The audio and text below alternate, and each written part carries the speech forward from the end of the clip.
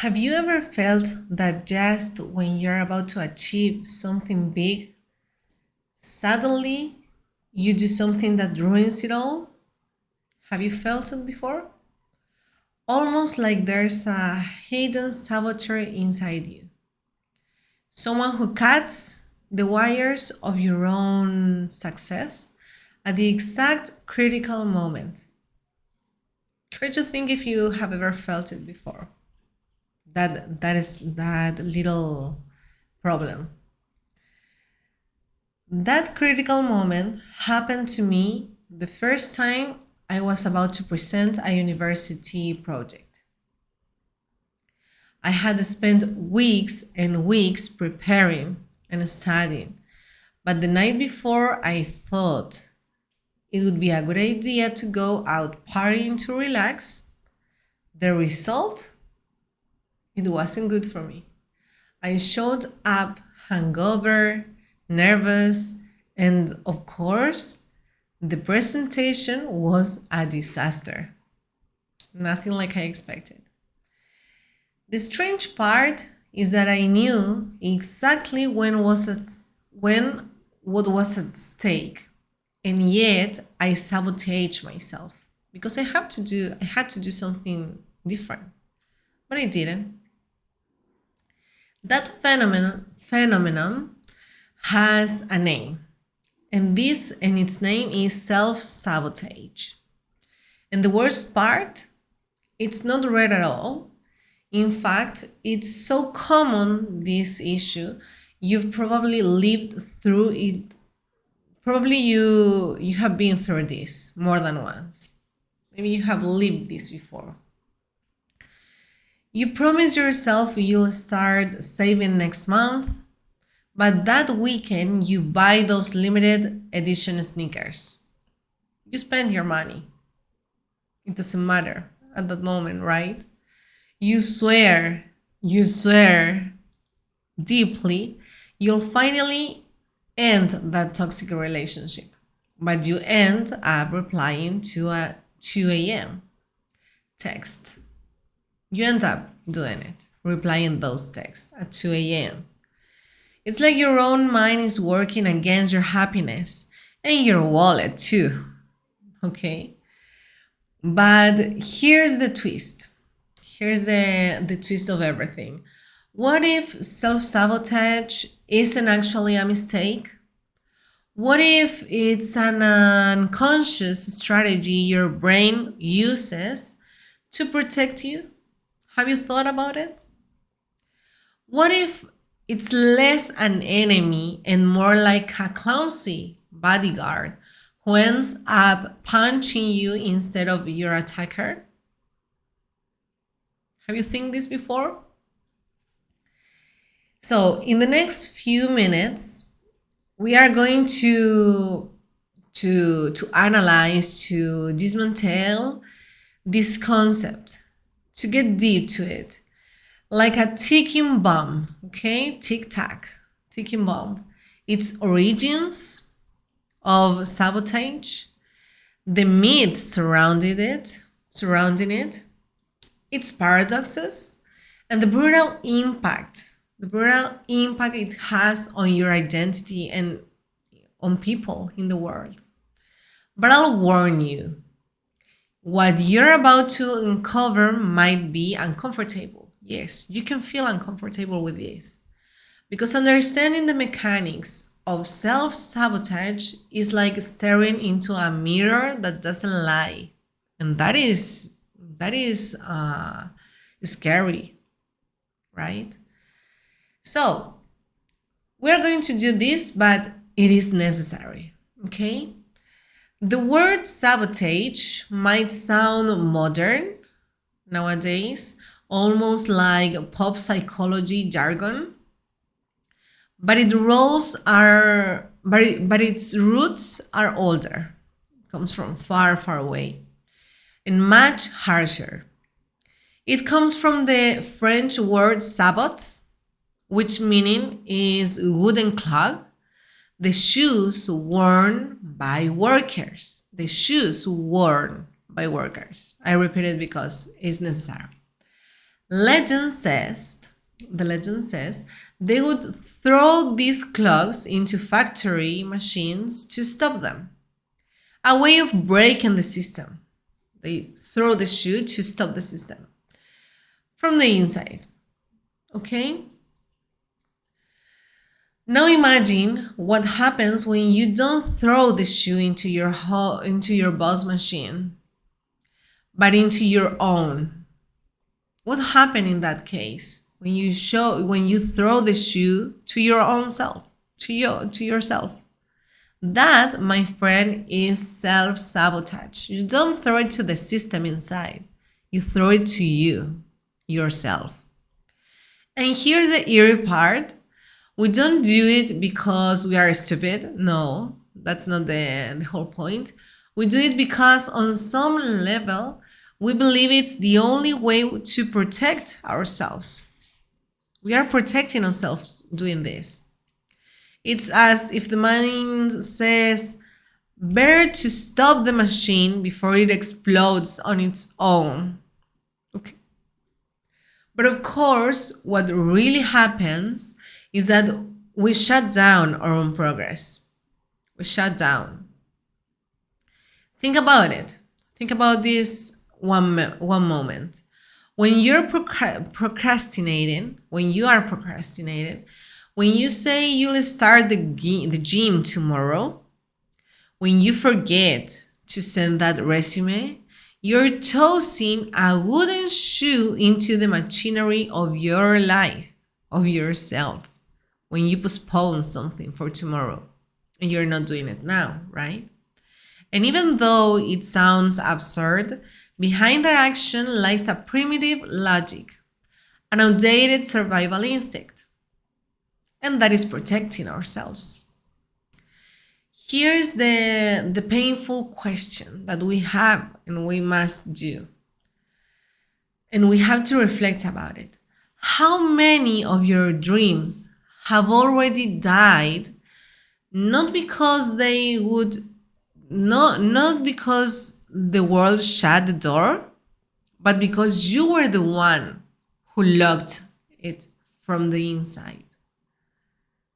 How many of your dreams have already died because of this? Have you thought about it? It's really, really important you do. There is a massive myth about self-sabotage. This myth I want to crush right away. Most people think it's laziness, lack of discipline, or even stupidity, as I said before. As if people who self-sabotage simply don't want to improve. But no, self-sabotage is far more clever and far more sinister than it looks. Believe me. Self-sabotage it's not that you don't want to save those $100 a month. It's that somewhere in your mind a voice is whispering on your mind.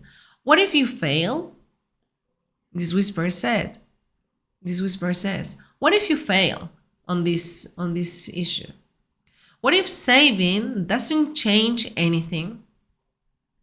Better spend it now and enjoy it than suffer later.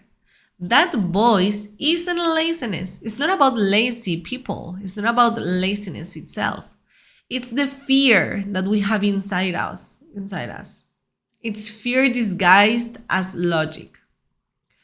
Another dangerous myth that only losers sabotage themselves. It is false.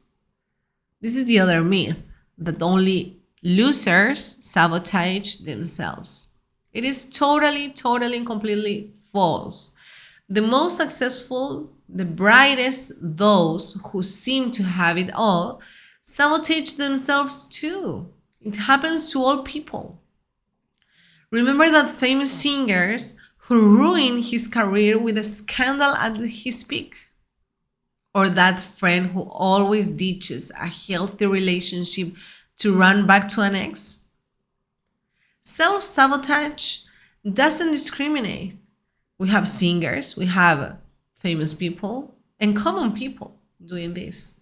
Self-sabotage doesn't discriminate. No one. It loves everyone equally. Yes, it loves everybody. And perhaps the most damaging myth that sheer willpower is enough to defeat it. If that were true, you wouldn't be here reading this. You wouldn't be here listening this. Willpower is like putting a bandage on a broken bone. It soothes, right, for a while, but it doesn't heal the fracture. It doesn't heal it. So the real question is, if self-sabotage is a laziness, a stupidity, or lack of will, then what on earth is happening inside us? What on earth is happening? Here's where it gets almost paradoxical. And pay attention. Self-sabotage has benefits. Yes. Why not say it? You read that right. As much as it looks like a monster stealing your opportunities, your energy, it actually serves functions your brain once considered useful. Yes, as you can believe this. When you put off an important task and you want to do it tomorrow, you get instant relief. Yes, an instant relief on that precise moment, right? That I'll do it later hits like a cheap dopamine shot on that moment. I repeat it. You escape discomfort now, yes, and you feel pleasure on what you're doing, even if you'll play for it later with interest. It's your mind saying, here's 5 minutes of peace. Okay, it's relevant for you. Even if it costs you 5 years of regret, even if it costs you that. And another hidden benefit is control. And are really, really important to understand this, the other benefit, which is control. When you are the one who ruins things, at least it feels like your decision. Failing by your own hand hurt less than giving your all and losing anyway. In other words, for you to understand me, it feels softer to steer your own crash than to risk free falling into the unknown. Yes, do you get what I mean? And then there's identity protection. After control, there is identity protection, growth, the growth that you have, change on your lives, more success. To experiment those things is really, really grateful. All of that sounds nice, but it also means becoming someone new. It's another person, like you're changing. And that's scary. It's going to be scary. So your mind plays gatekeeper, keeping you in the version of yourself as always it already knows. Even if that version is suffocating you, even actually from that. So do you see? The inner saboteur doesn't show up just to destroy you. It shows up because it thinks it's saving you. It's protecting you. It's for that reason. Like that overprotective friend who warns you never to fall in love because all people are the same. Or like your father protecting you to go all the parties when you're a teenager. The problem, that protection traps you. It gets you trapped in an invisible prison. It becomes a prison. So here's the dilemma. If self-sabotage has hidden benefits, how can we dismantle it without making the mind feel defenseless? How can we do that? How can we do this? Self-sabotage isn't random. No, it is not. It follows patterns that it must follow, like a program running or repeating. And once you see those patterns, it's like learning a magician's tricks. You stop falling for the illusion. Okay? You stop believing that. And your mind opens a new world when you get it. One mechanism is procrastination, as I said before at the beginning of the video. Not laziness, but your brain linking action with pain and delaying it to get instant relief. Like when a job offer email comes in, and instead of replying, you think, I'll do it tomorrow. But tomorrow never comes. You postpone it and you forget it. You forget all of this. So it is a mechanism, okay? Another is negative self-talk. Another is negative self-talk. That voice, that little whisper that says, who do you think you are? You'll only embarrass yourself. And what is the cruel part? It sounds like you saying that to yourself. But it's really an echo of past fears and criticisms you accepted as truth. So you have to change that, okay? This is not real. That is not real, okay? That negative whisper. There's also perfectionism. Many people is too perfectionist. It looks glamorous, but it's just a refined version of sabotage. A refined version, yes. I won't publish yet. It's not perfect. So I postpone it. I postpone tomorrow until it gets perfect. I can't invest until I know everything. I can't do it. What you're really doing is hiding behind perfect to avoid exposure to failure.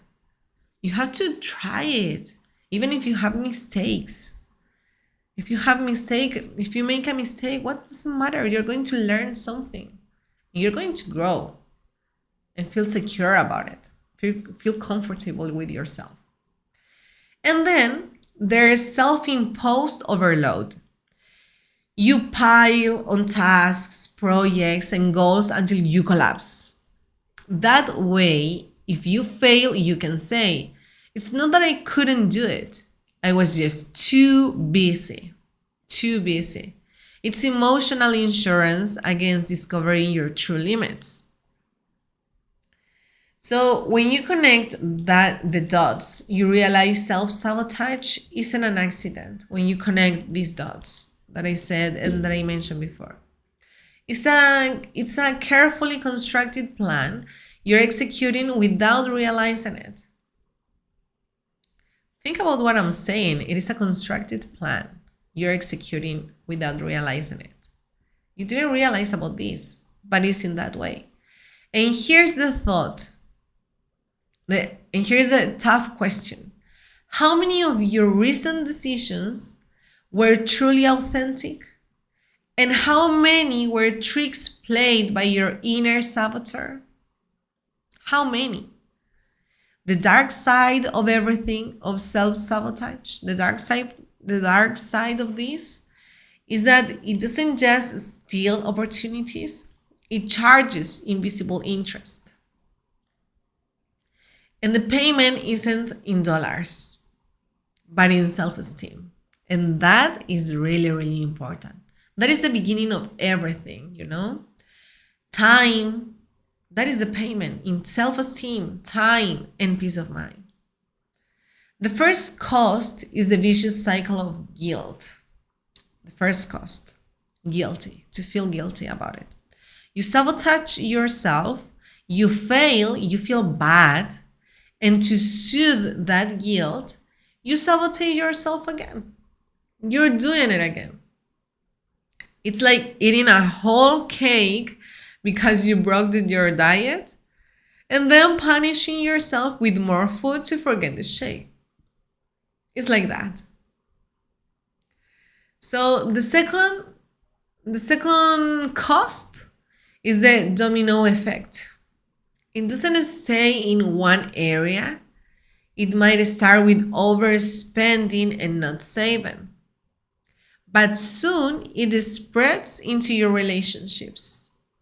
They start to feel this. Your health, your career. This is a domino effect. One saboteur opens the door and the rest come rushing in. And that's how it works. And the third cost, and I think it is the most brutal, is identity erosion.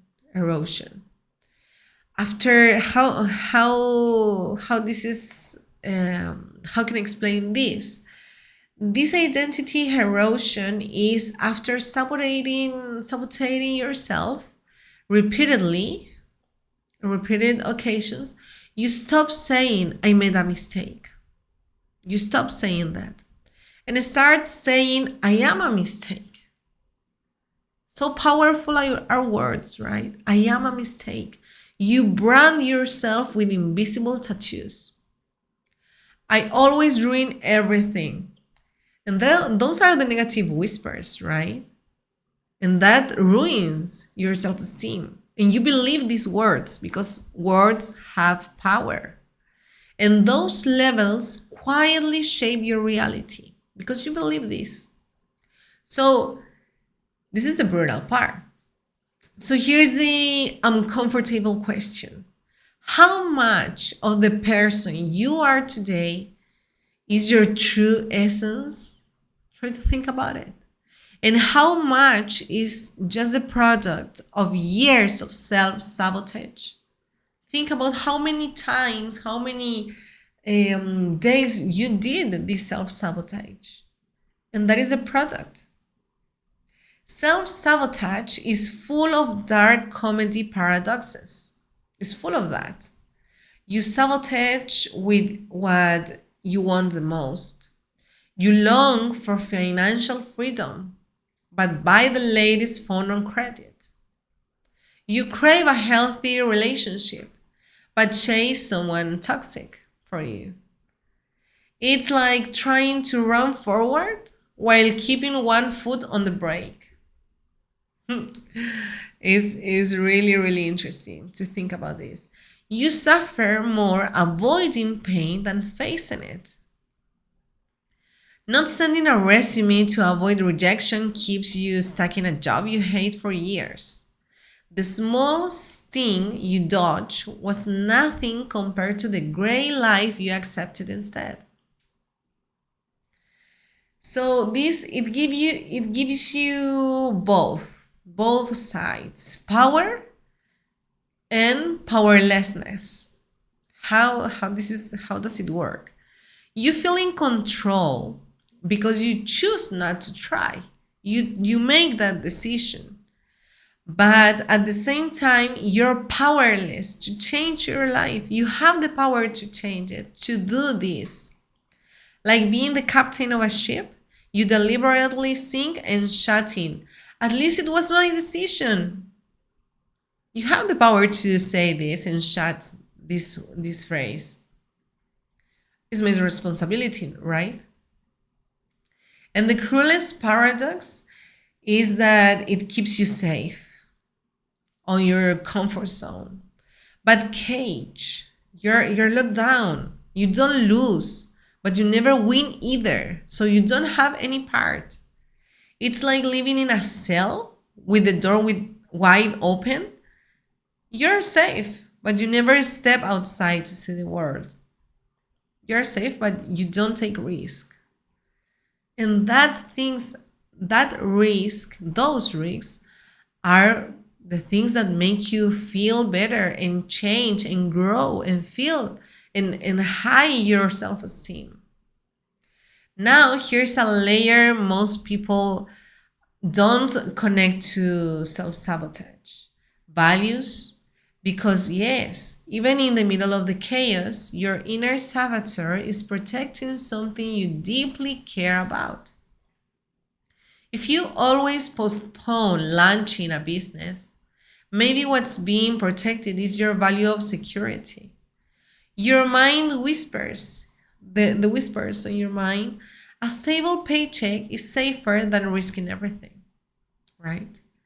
So it sabotages your entrepreneurship attempt, but in the name of your peace of mind. Do you get what I mean?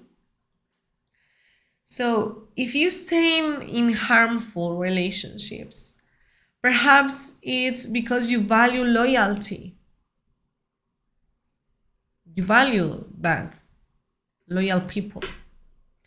That inner voice says, don't leave. Abandoning is a betrayal because you value loyalty. So you stay trapped, calling it loyalty, while it quietly drains you. It makes you feel bad deep inside. But you are hiding between this word loyal, this value, which is loyalty. Even money plays in. If you spend every time you manage to save, maybe your saboteur is defending freedom. In your head, saving equals being tied down, and spending equals being free. That is the whole point. The issue isn't having values. The issue is when they get twisted into elegant excuses for sabotage. Because it is good to have values. People must have values. But the problem is when you twist it on excuses for not doing what you have to do. It's like your saboteur wears a t-shirt that says principles while hiding a knife underneath. Do you get it? What I mean? So here's the eye-opening question. What important value in your life is being used as a mask to justify your own self-sabotage? Think about it. What is the value you are protecting? What is that value that is being used as a mask? Try to think it for one moment. Identity is the deepest ground where self-sabotage takes root. The identity. Because in the end, it's not just about what you do, it's about who you believe you are.